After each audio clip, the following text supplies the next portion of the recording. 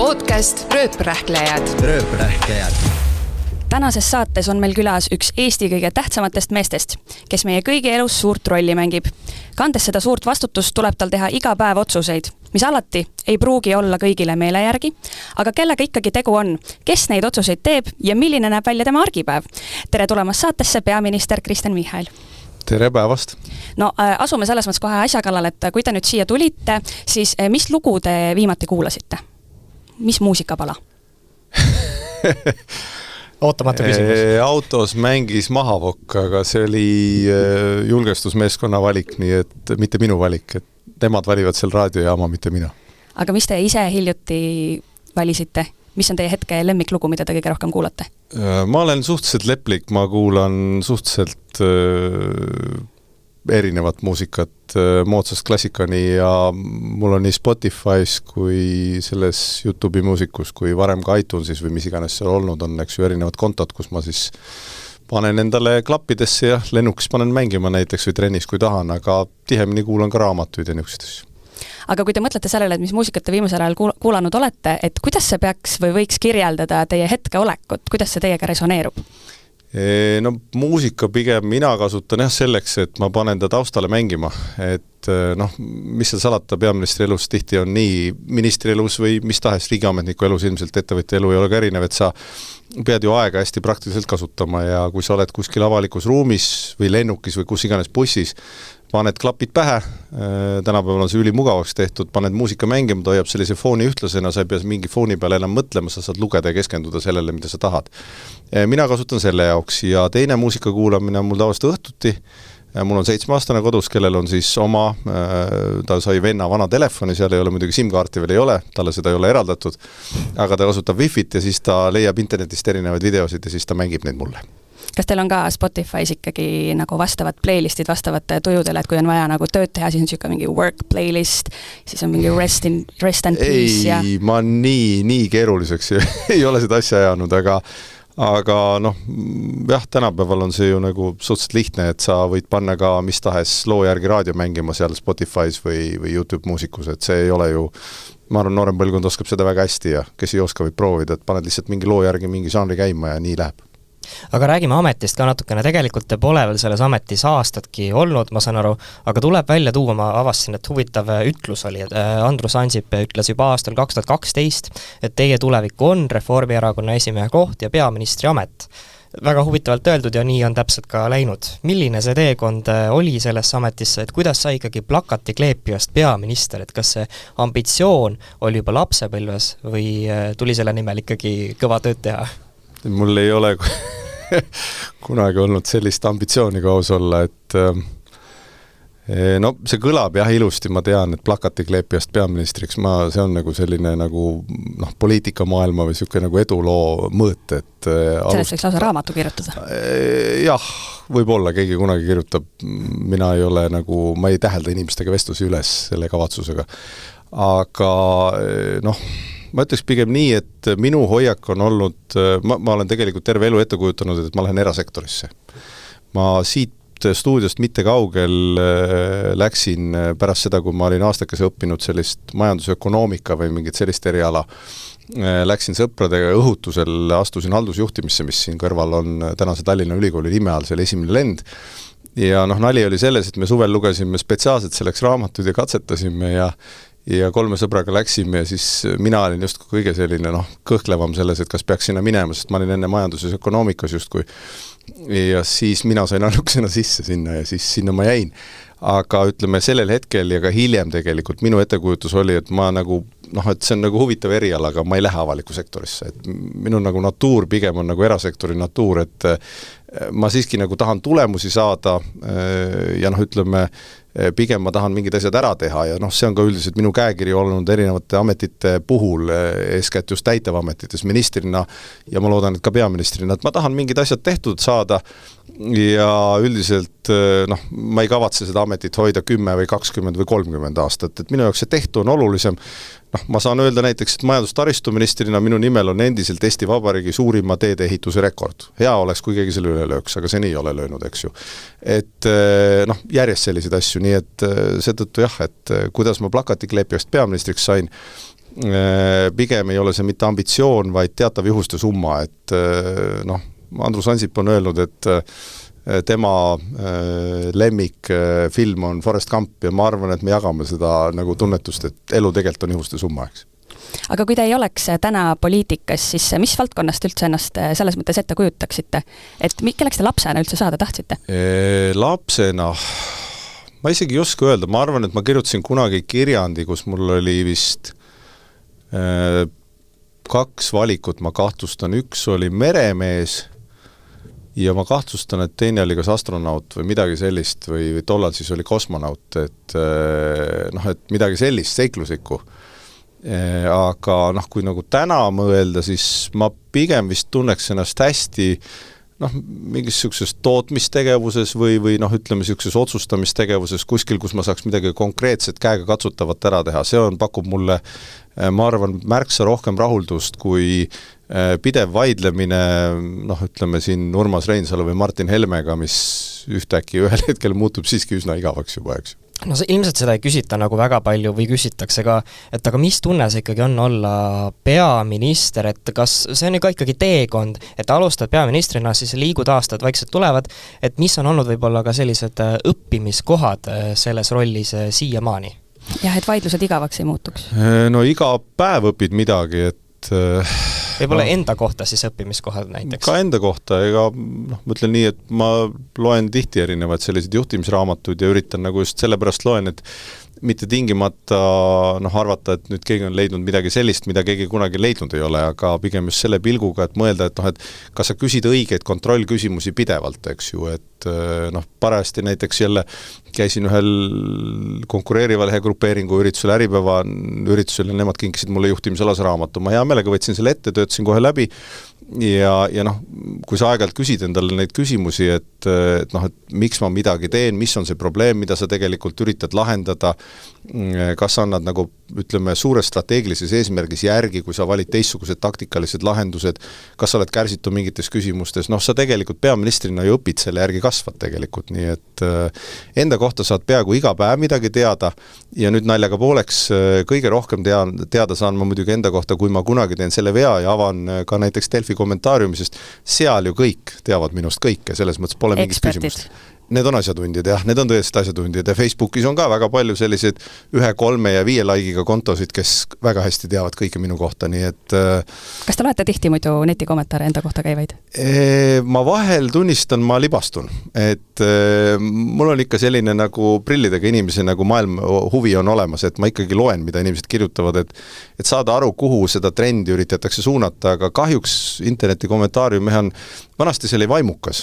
Vanasti see oli niimoodi, et noh, ütleme, erinevad otsustajad, riigiametnikud ja erinevad tegelased pidid kasutama selliseid kirjaniku nimesid ja muid tähistusi seal, et lihtsalt oma infot jagada ja oma mõtteid jagada. Tänaseks on see muutunud lihtsalt inimeste väljaelamiseks. Ma ei tea, ma olen ka alati mõelnud, võib-olla see pole kõige õigem mõte, aga võib-olla mõni kuri asi jääb tegemata, kui nad saavad seal ennast välja elada, kas valitsuse või kellegi teise aadressile, et seda tigedust on nii palju, no valagu see siis sinna, et mis seal ikka, eks. Aga teid isiklikult, teil on selline tugev filter olemas, et ei võta nagu liialt isiklikult võib-olla seda? Noh, sõltub, et ma ütleks siiski, et ega keegi ei ole nii, et midagi nahast läbi ei lähe. Aga no, kuna ma tean, et sinna kirjutab ikkagi üsna väike grupp ja väga intensiivselt, siis jah, ega ta loomulikult ei ole nagu üldine inimeste arvamus ja noh, praktikas on kõige kindlam viis ikkagi teada saada, mida inimesed sinust arvavad. Ma olen väga palju aastakümneid teinud tänavakampaaniat, väga paljud poliitikakommentaatorid isegi ei mõista seda, aga kui sa suhtled inimestega tänaval, Eesti inimesed on tihtipeale sellised nagu mõtlikud või veidi tõsise näoga, kui sa nendega räägid, nad tegelikult räägivad sulle nagu oma muredest, rõõmudest, küsimustest ja see on märksa vahetum kui see interneti kommentaarium, nii et seetõttu ma neid interneti kommentaare jah ei võta nagu sellise tõsidusega, aga ega see ei pea ka pidurdama neid inimesi sinna kirjutamast, et lõppkokkuvõttes ajakirjandusväljaanded saavad oma klikid kätte ja ütleme nii, et kui, nagu ütles Savisaar, et kuni nime õigesti kirjutavad, las kirjutavad. Aga kui te ise peaksite kirjeldama, jättes nüüd kõrvale, mida kommenteerijad teist arvavad ja muu maailm, siis kuidas te ise kirjeldaksite 3 sõnaga enda juhtimisstiili? 3 sõnaga?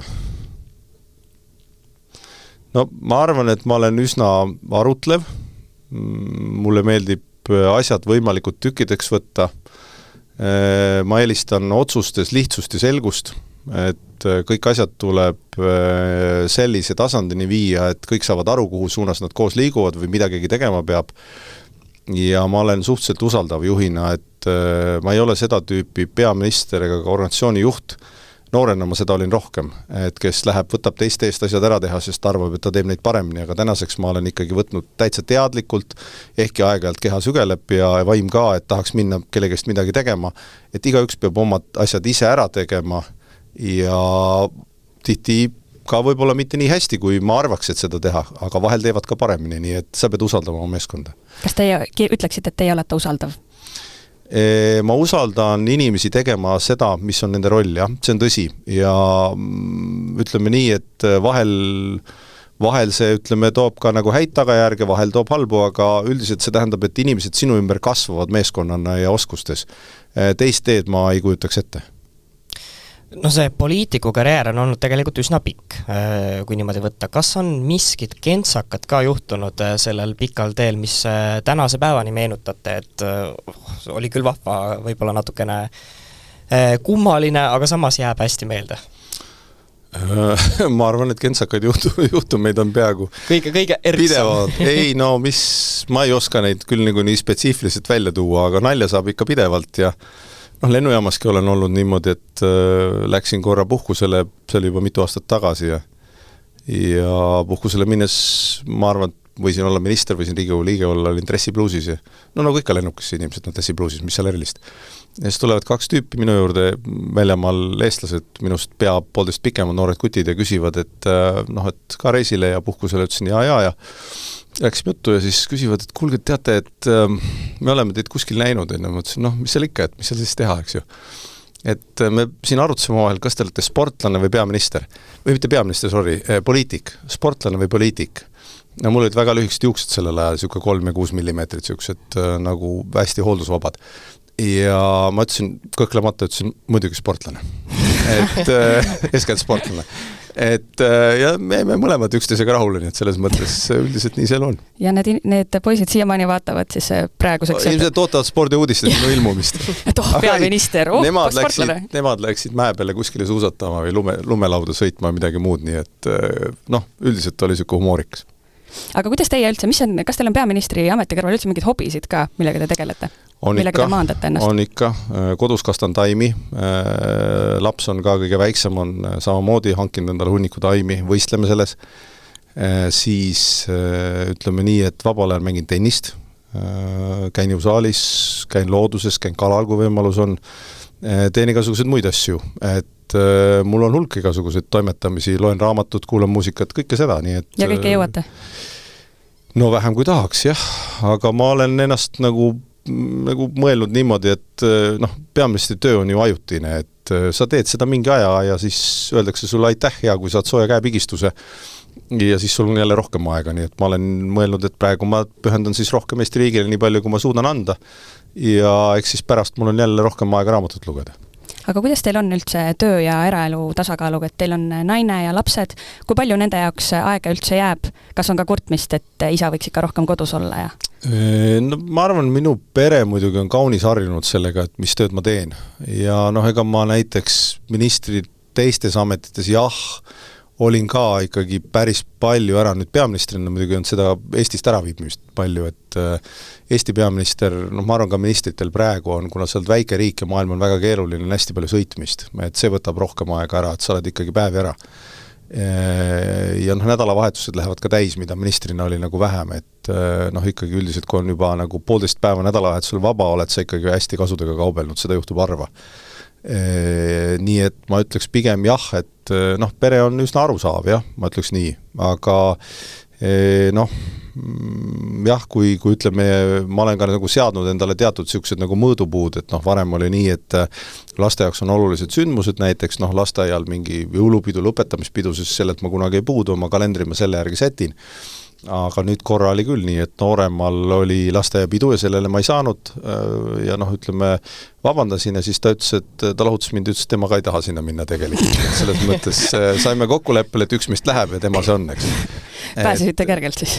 No 50-50 jah, aga me saime hakkama. Aga noh, üldiselt on jah nii, et ega ma ikka püüan täiesti teadlikult sättida seda tööpäeva nii, et noh, ma teen tööl võimalikult intensiivselt selle ära, kodus toimetan ja ega ma pean õhtul ikka lugema mingeid asju või kõnesid tegema, et ega see tuleb paratamatult, aga sinna vahele sa pead ikka oma elu ära mahutama, et sa ei saa päris nagu pistikult seinast välja tõmmata, et tulen 5 aasta pärast tagasi, eks. Et see ei ole variant, et tööpäev 6 saab läbi, panete arvutikane kinni ja tänaseks on kõik? No kui see nii oleks, eks, et ei ole see seganud Eesti ajakirjandust ega ühtegi muret, et ajakirjandus töötab 24/7 ja töötavad ka kõik mured 24/7, et hästi palju on jah igasuguseid asju, mis ikkagi tulevad ja võib-olla tuleb ka rahulikumaid päevi, ega sellest pole küsimust. Ma korjasin Pere- ja Koduajakirjast ühe noppe üles. Teie elukaaslane on öelnud aastaid tagasi, et ei suuda olla üle 50 minuti pahane. Kas see peab endiselt paika ja kas see rakendub kuidagi ka töömaailmas või kuidas sellega on? Ma ei usu, et see tõele vastab. Ma arvan, et ta on liiga heal arvamusel minust. Ma suudan olla küll. Aga ei, noh, üldiselt jah, kui pahane olla, siis jah, ma nagu püüan nagu aja jooksul ikkagi jõuda, miks ma tegelikult pahane olen, et noh, tihtipeale on see ka, kui sa nagu noh, ajas nagu kasvad ajas, et nooremana tõenäoliselt hombad ristis ja mõtlesid 10 päeva mingi asja peale. Aga tänaseks ma olen aru saanud, et noh, ütleme, kui sul on mingi negatiivne emotsioon, siis kui sa kannad seda endaga kaasas, siis ta võtab sinu energiat ära, mitte selle teise, kelle peale sa pahane oled. Et selle peale ei tohi nagu väga aega raisata. Sa võid mõelda korraks selle peale, aru saada miks ja siis tuleb minna edasi, et kui sa nagu tassid seda kaasas, siis ta võtab ju sinu aega, energiat, sinu ruumi ära, eks ju. Ei tohi. Et aga noh, see ei välista seda, et sa ärritud tõepoolest, eks ju, kui keegi teeb ikkagi mingi erilise sigaduse või solvab kedagi isiklikult kuskilt, kus sa näed kõrvalt, et keegi käitub inetult, noh loomulikult see segab, eks ju. Me rääkisime nendest hobidest ka juba natukene, aga kas tuleb ka ette sellist aega peaministril, et tulevad ikkagi sõbrad kokku ja on väljaminek, et korraks kõik unustada, lasta ennast vabaks või päris niimoodi ikkagi selles ametis ei saa? Ikka saab, aga noh, selleks peab olema aeg ja koht, et klubisse päris niimoodi tatsama ei saa minna? Seda ei ole enam aastaid saanud. Ma arvan, et see on tegelikult kõigil inimestel, isegi kes iganes panga keskastme juht või veidi tuntum ajakirjanik. No minge kuskile, kõigil on telefoni küljes see kaamera, eks ju, et pärast peate seletama, et miks te just selle nurga all kuskil seisite või miks te selle inimese kõrval seisite, nii et ma arvan, ammu see vabadus tegelikult nagu suhelda on selles mõttes kadunud. Kui sa tahad kuskile minna, saad sõpradele külla minna, loodusesse minna, trenni minna, kõike saad alati teha, eks ju, aga sellises avalikus ruumis, noh, ütleme nii, et avaliku elu tegelaste nii-öelda toimetamine ikkagi noh, ütleme, on ikkagi mõnel määral, ma arvan, piiratud, sest mina mäletan küll seda, et sa lähed kuskile tantsuklubisse, eks, ja siis tuleb sinu kõrvale seisab mingi tüüp, kes on üdini heatahtlik, aga ta lihtsalt räägib sulle pool tundi oma mõtteid. Ja no, sa mõtled, et noh, ma nüüd tulin selle pärast ju välja, et mitte sellele mõelda, eks ju, aga siis sa kuulad selle viisakalt ära ja noh, nii see on, eks, et noh, selles mõttes tuleb leida mingi muu tegevus, et lähed rabamatkale või lähed kalale või noh, lähed sõpradega kuskile välja, nii saab ikka. Aga kas te mõtlete palju sellele muidu, et kui te käitegi avalikus ruumis ringi, ma ei tea, käite poes vetsupaberit ostmas, et issand, keegi näeb, et kuidagi üritate seda nagu... See mind küll ei sega vähimatki, ega siis ütleme nii, et käin poes, ostan kõike, mida vaja on ja mul pole vähimatki kahtlust, et inimesed hindava pilguga vaatavad, mida nemad ostma peaksid, aga neil on täiesti ükskõik, mida peaminister ostab poest. Vist inimesed on väga ratsionaalsed ja väga, väga heatahtlikud üldiselt. Ma tahtsin lihtsalt vahele küsida, et millal oli see viimane kord, kui sai sõbrad kokku võetud ja midagi koos vahvat tehtud? Viimane kord... No ma loodan, et viimast korda niipea ei tule, aga viimane kord, ma saan mõttest aru. Hiljutisem. Hiljuti oli meil üks selline istumine, aga lõppes sellega, et ma korraldasin siin valitsusremonti, nii et ei jõudnudki sellele üritusele, nii et ise korraldasite ja ei jõudnud? No just, jah. Ei, mitte üritust ei korraldanud, aga valitsusremonti korraldasin ise, et aga noh, meil on jah sõpradega selline komme, et me saame kas kokku kellegi juures või siis keegi grillib, minnakse välja või siis minnakse teatrisse või noh, midagi sellist korraldatakse või on lastel sünnipäevad või noh, midagi, tead, keegi läheb bowlingusse, mingid sellised tegevused, et täiesti nagu normaalsed inimesed. Mul on üks selline nii-öelda natukene teemaväline küsimus, et kui te saaksite olla ühe päeva mõne teise maailma riigi peaminister, olete sellele kunagi mõelnud, siis kelle kingadesse te astuksite ja miks? Vot hea küsimus. Noh, ütleme julgeolekupoliitilistel kaalutlustel tõenäoliselt küll USAs ei ole peaministrit sellises rollis, aga hea meelega üheks päevaks läheks sinna ja teatakse, et Baltikumi tuleb vägesid juurde, et see kindlasti oleks nagu samm, mida ma teeks, aga nali naljaks, ma arvan, et igal riigil on ju oma kultuuritaust ja omad tavad, et noh, ma olen näinud hästi palju neid inimesi, kes ütlevad, et nad teavad, kuidas mida kuskil peaks otsustama või juhtima, aga tihtipeale, kui sa loed peaministrite memoaare, siis kõik ajastud, kõik otsused, kõik hetked on ikkagi väga erinevad ja erilised, nii et sa ei saa öelda nii, et sa astud kellegi kingadesse ja ütled, et sa teed seda nüüd kohe niimoodi puusalt paremini, et noh, ma arvan, kõik isegi Eesti peaministrid, kui nad kerivad aega tagasi, ütlevad, et mingid otsuseid nad oleks saanud alati teha paremini, eks ju, sama on ilmselt ka mujal, nii et aga kui võtaks pigem selle nurgaga, et kelle rollis tahaksite õppida nagu kõige rohkem neid tema kogemusi? No ma arvan, et kõikide nii-öelda suurte ja pikaajaliste demokraatiate puhul on ikkagi see kogemus tohutu, et noh, kui ma vaatan brittide sellist parlamendi debatti või kogemus, see on hoopis teistsugune, eks ju, meie jaoks kahtlemata huvitav, eks ju, noh, Prantsuse demokraatias vaatad, kuidas seal käivad valitsused vahetuvad, kuidas seal käib erinev selline nagu tohutu nii-öelda, noh, ütleme, debatt käib erinevate piirkondade vahel, eks ju. No võtad järjest kõik need riigid, Belgias näiteks peaminister, noh, ise ka viskavad sõbralikult nalja, ütlevad, et noh, neil küsitakse, et kuidas olid läbirääkimised, siis neil tavaliselt läbirääkimised kestavad kuid ja võib-olla aastaid, mitte nagu selliseid lühiajalisi, noh. Ja noh, Soomes näiteks siin kõrval Petteri Orpo, kes on minu hea kolleeg ja ma arvan sõber ka, et noh, nende koalitsioonileping näiteks on 280 lehekülge, eks ju, mis võtab kuu aega või isegi paar kuud teha, väga palju inimesi teeb seda, nii et igal ühel on oma nagu sellised kogemused, mida sealt õppida ja ma püüan ikkagi seda kõrvalt õppida, nii et aga sukelduks korra, keriks ka nii-öelda seda aega natukene tagasi, jättes nüüd ameti ka korraks natuke kõrvale. Ja räägime, kes on ikkagi Õismäel üles kasvanud Kristen Michal. Milline oli näiteks teismeline Kristen? Et kas sai ikkagi mingisuguseid pättuseid ka omal ajal tehtud või milline te olite? Pidudel kohal või kuidas? No kindlasti ma tegin kõiki neid asju, mida selles vanuses inimesed tegid, et mõned olid mõistlikud ja suur hulk ebamõistlikud, et ega seal mis mida ebamõistlikku sai tehtud?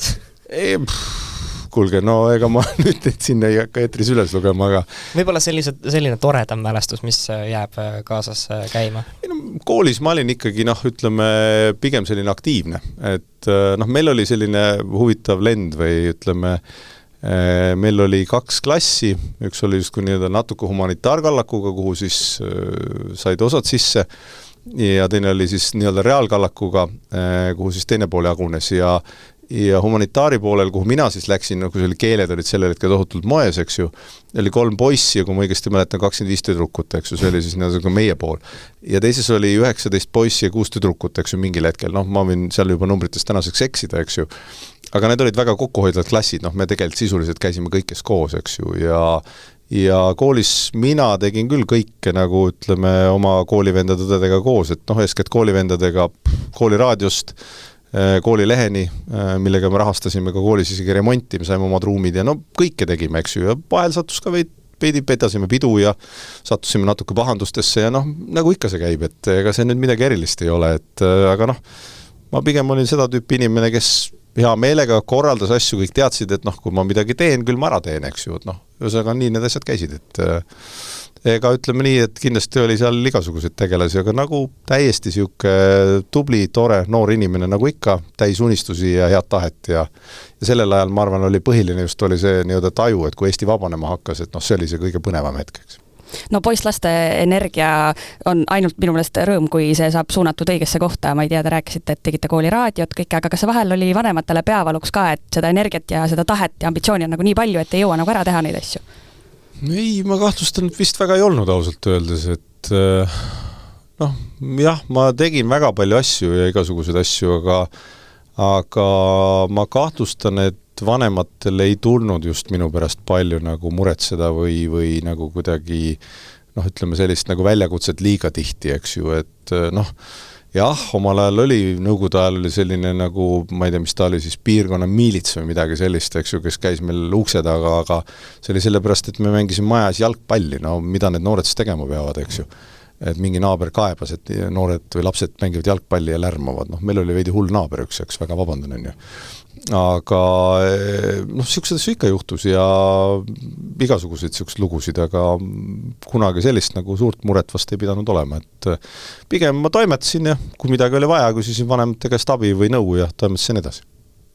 Kes lähedastest võib-olla kõige olulisemat rolli tunnetuslikult nii-öelda lapsepõlves mängis, olid need vanemad või oli veel mingisuguseid inimesi? Noh, eks ma ikka küsisin vanemate käest ja võtsin eeskuju, aga eks me ikka sõpradega ka palju toimetasime koos, et ka koolivennad ja eakaaslased ikkagi olid need põhilised, kellega koos toimetada, et noh, ütleme, eks seal oli niisugune, noh, kuidas öelda, noorte inimeste elus oli ikkagi ju, sa vaikselt ka, eriti poisslapsed ju võitlevad vaikselt selle autoriteedi vastu, et koolis me ikkagi kõik püüdsid oma asja ajada ja noh, veidi vaatasid õpetajatega seal vaidlesid ja kõike muud, aga meil ikka kuidagi nagu sujus see värk ka, et kui direktor ikkagi tuli, ütles viisakalt, et võta käed taskust välja, noh küll ma siis käed taskust välja võtsin, eks ju, või kui öeldi, et sellel ajal ma tegin ka suitsu, seda ma ka võin mainida. Meil oli oma kooli raadioruum ja seal tõmbasime suitsu ja siis, kui direktor ikkagi ütles, et lõpetage suitsetamine ära, muidu raadiot ei tee, noh siis me lõpetasime seal suitsetamise ära, eks ju. Nii et ühesõnaga üldiselt me saime ikkagi nagu suhteliselt kenasti hakkama, eks ju. Aga kas teie vanemad või üldse teie lähedased pereliikmed, kui palju üldse nemad, ma ei tea, mõjutasid või mõju ka alateadlikult teile andsid edasiste karjäärivalikute osas? Või õpingute osas? Seda ma isegi ei oska nagu öelda. Ma arvan, et minu vanemad näiteks valisid Reformierakonda enne, kui mina sinna üldse tööle läksingi. Vähemalt mul oli selline mulje ja hiljem nad nii ütlesid, et aga kas nad mind mõjutasid, selles ma pigem kahtlen, sest mina sattusin näiteks Reformierakonda hoopis iseäraliku loo tõttu, noh, nagu ma ütlesin, ma siin kõrval läksin haldusjuhtimist õppima ja minu kursusvend oli Taavi Veskimägi, kes oli Reformierakonnas Res Publica, oli selline organisatsioon väga tugev, hiljem nad tegid ju parteigi ja nad olid sellised Isamaad ja Reformierakonda ühendav niisugune noorteorganisatsioon, eks ju. Ja me tegelikult otsisime tööd, noh, mina olin ju enne ülikooli tulekut teinud kõike, noh, mida iganes, müünud, autosid parandanud, käbisid korjanud ja mööblitsehis tööl käinud, noh, ühesõnaga kõike, mida inimene teeb, et teenida raha, eks ju, et noh, täiesti niisugune normaalne tegevus ja minu jaoks oli täiesti normaalne ka. Ja mulle lihtsalt meeldis olla iseseisev, et sul on oma raha, sa saad ise toimetada, noh, minu jaoks on see päris oluline. Ja siis Taavi kuidagi ütles, et Reformierakonnas on inimesi vaja ja ma sattusin läbi selle Reformierakonda, mitte läbi selle, et vanemad või keegi oleks mõjutanud öelnud, et mine just sinna, hakka just seda tegema ja minu jaoks oli see jah, tõepoolest täielik juhus, et ma niimoodi sattusin, aga kuna see oli kihvt punt, niisugune väga noortepärane, Siim Kallas oli niisugune ka nagu väga avatud ja ütleme, kogu see Reformierakonna seltskond oli selline nagu, kuidas öelda, noorte suhtes väga soosiv, et ei olnud sellist momenti, et noh, nüüd vanemad räägivad, noored on nurgas, eks ju. Vastupidi, seletati, miks midagi tehakse, arutleti, eks ju, Kranich oli peasekretär ja siis ma juba jäin sinna kuidagi ja see kõik hakkas külge, et ja siis tuli seda meeskonda veel ja peale, nii et ma ei tea, nii et ma arvan, et see pigem oli juhuste summa, kui et keegi mind oleks nagu mõjutanud, et ma arvan, et kui ma oleks võib-olla sellest nagu mõttelaadist kindlaks jäänud, millest ma siiamaani rõhutan, ei ole loobunud ja pigem nagu erasektori poole läinud, siis ma täna jah ei oleks poliitikas, et ei tegeleks sellega. Aga palju teil kodus üldse räägite poliitikast? Või täna räägitakse? No lapsed ei räägi muga poliitikast väga midagi. Aeg-ajalt ma lihtsalt küsin, kui valimised on, kas neil on ikka valima mindud, kui valimisiga nüüd käes on. Nad on öelnud, et nad lähevad, see on minu jaoks nagu oluline ja ütleme nii, et noh, Eveliniga, minu elukaaslasega me kodus ikkagi tööst naljalt ei räägi, et me ikka püüame sellest mitte rääkida, sest kui sa seda nagu hakkad kodus arutama, siis kõik muud asjad jäävad tegemata, et tööl mul on piisavalt neid poliitika arutelusid. Nii et kodus me räägime poliitikast ikkagi pigem vähe, aga no vahel ikka tuleb jutuks, kui midagi väga keerulist on või noh, sa pead jälle kuskil ootamatult kuhugi minema või õhtul jälle telekasse minema, siis ma pean isegi 7-aastasele seletama, et kuhu ma nüüd siis lähen. Ja kuidas sa siis 7-aastasele seletad? Ta juba teab, ma ütlen, ma lähen õhtul telekasse, ta ütleb väga hea ja siis küsin, mis kell ma tagasi olen ja siis küsib, kas ta peab enne magama minema või mitte. Et üritab ära kasutada, et äkki saab ikkagi kauem üleval olla. Ja, ta kasutab seda, lapsed on väga leidlikud selles, et küll on vaja enne hambapesu snäkki, siis on vaja hambapesuga venitada ja siis on vaja veel arutada päev läbi ja kõik ühesõnaga, noh, see lapsed unega võitlevad ikka kogu aeg. Aga kuidas muidu lastega selles mõttes, et kas neil on ka mingisugune, no kuna ikkagi vanemad on põhimõtteliselt poliitikaga seotud, et kas nendel on ka see mõju kuidagi üle kandunud või nemad näevad ennast tulevikus praeguse seisuga hoopis teises kohas ikkagi? Noh, öeldakse, et vanemad tahavad oma lastele ikkagi paremat tulevikku, kui neil on ja mina olen lootnud, et nad lähevad ikkagi sellele valdkonnale erialale, mis neile meeldib, et kõige vanem on mul IT-maailmas või IT-ristvara-maailmas õppimas ja keskmine ütles, et teda huvitaks ka pigem midagi sellist nagu inseneeriat ja pigem Tehnikaülikooli poole, aga enne tal tuleb ajateenistus ära käia. Ja kõige nooremal, ütleme nii, et ta ei ole veel väga täpsustanud, kuhu ta täpselt minna plaanib, et vaatame seda, aga minu soovitus kõigile noortele on ja ka noortele kolleegidele, et alati nagu omandage mingi eriala, mis teile nagu südamelähedane on, sest minu kogemus näiteks oli ju see, et ma läksin haldusjuhtimisse, elu ise muutus nii huvitavaks selles poliitika valdkonnas, et ma tundsin ühel hetkel, et kas mul enam on midagi nagu õppida, et ma sisuliselt jõudsin lõpuni, et ma enam diplomit ära ei teinud. Ühel hetkel mõtlesin, et ikkagi peaks tegema ja siis Igor Gräzin veenis mind hoopis juurasse minema. Läksin juurasse, tegin seal diplomi ära, eks ju, ja ütleme magister siiamaani ripakil. Aga ma sain jälle uue eriala juurde, eks ju, ja mul on vähemalt nagu ütleme, juura on poliitikas ülikasulik, et sa tead, kuidas reeglid tehakse, mis see reeglistik on, eks ju. Olete te üldse mõelnud, et minna ka nüüd praegusel ajal midagi uuesti õppima, midagi uut? Jaa, korduvalt, et ma olen mitu korda mõelnud sellele, et see oleks nagu päris huvitav, sest õppimise puhul nagu lugemise ja üldse nagu mõtlemise ja sellise nagu vaimse töö puhul on see, et see tegelikult nagu annab sulle ikkagi elukvaliteedis ja arengus juurde. Et sa, isegi kui need asjad, mida sa arvad teadvalt, et kui sa nagu natukene mõtled, käid kursustel näiteks ja mõtled, see annab sulle tohutult palju juurde, nii et üldiselt on ka inimese elukvaliteedi tervise näitajad väga tugevas seoses haridustasemega ja selle õppimisvõimega, nii et igal juhul. Kui on võimalus kursused, kas või raamatu lugemine, kas või millegi kuulamine, audioraamatu kuulamine või õppima minek, see on selline asi, mida tasub teha ja kui mul kunagi võimalus avaneb, ma kindlasti seda kaalun. Ja. Olete te mõelnud täpsemalt ka, mida te tahaksite õppima, konkreetselt minna? Ma olen mõelnud erinevaid võimalusi küll, aga ütleme nii, et täna veel on nagu vara hinnata, et eks ma vaatan, kuhu see eluetapp viib ja siis selle järgi hindan. Ma küsiks sellise küsimus, et millist sarja, raamatut või etendust või midagi sellist viimati vaatasite? Mis on jäänud meelde, kui selleks on üldse aega olnud? On ikka, jah. Sarja ma üritan mõelda, ma kuskil lennujaamas vaatasin selle Netflixi selle Zero Day ära endisest presidendist, mis oli ka päris okei. Apple'is on see Slow Horses pooleli, mis on ka nagu minu meelest okei. Ma kasutan seda aega nii, et ma downloadin telefoni need filmid ja kui mul parasti see kaust on lennuks läbi loetud, näiteks tagasi teeks ja mul on tund või 1,5 vaba, siis ma aeg-ajalt vaatan filmi ka. Sinna teile üritustele ma tavaliselt pean lugema seda nii-öelda materjali läbi ja siis kolleegidega selle läbi arutama, nii et see rütm on nagu pigem selline. Ja raamatust, jah, seesama Äripäeva, mis ta nimi iganes oli, juhtimisteooria 2.0, see on mul lauanurgal, ütleme nii, et 2/3 juba on läbi, nädalavahetusel lõpetan ära ja võtan järgmise, et ja etendustest Draamateatris põhiliselt käinud, et ma osalesin ka selles Eestis, kogu Eestit hõlmavas aktsioonis. Rahamaa piletite ostmine. Ja kuidas läks? Minul läks muidugi halvasti, aga õnneks Evelinil ei läinud. Aga te proovisite 2 korraga ikkagi? No mitte ainult 8, ma kirjutasin sõprade listi ka, eks ju, et kuulge, et siuke üldrahvalik aktsioon käib. Ja siis kõik avasid arvutid ja ütleme nii, et Evelin ikkagi sai piletit. Ma ei tea, mis arvuti temal on, aga mina proovisin nii telefonist kui oma iPadist ja Kas peaministri kaart ei töötanud seal? Ei midagi, kuhu ma seda kaarti seal, pigem kõige targem vist oleks olnud minna vanakooli moel Draamateatri sappa, eks ju.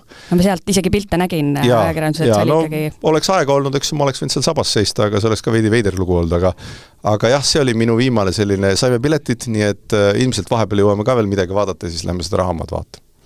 No vau. Kas te Eesti telepildist ka midagi igapäevaselt või iganädalaselt jälgite?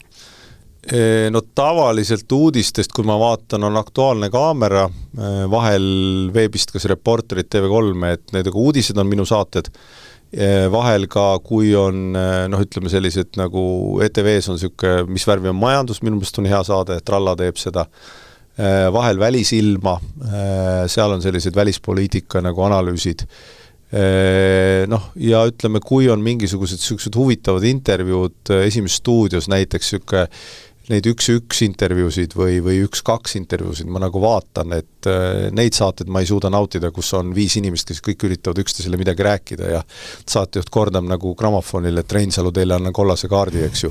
Et need on nagu veidi siuksed nagu minu meelest käest läinud saated, ütlen ilusti, et tegelikult siuksed arutlevamad saated on minu meelest kihvtimad, aga võib-olla see on juba kutsehaiguseks. Kas te meelelahutussaateid ka jälgite?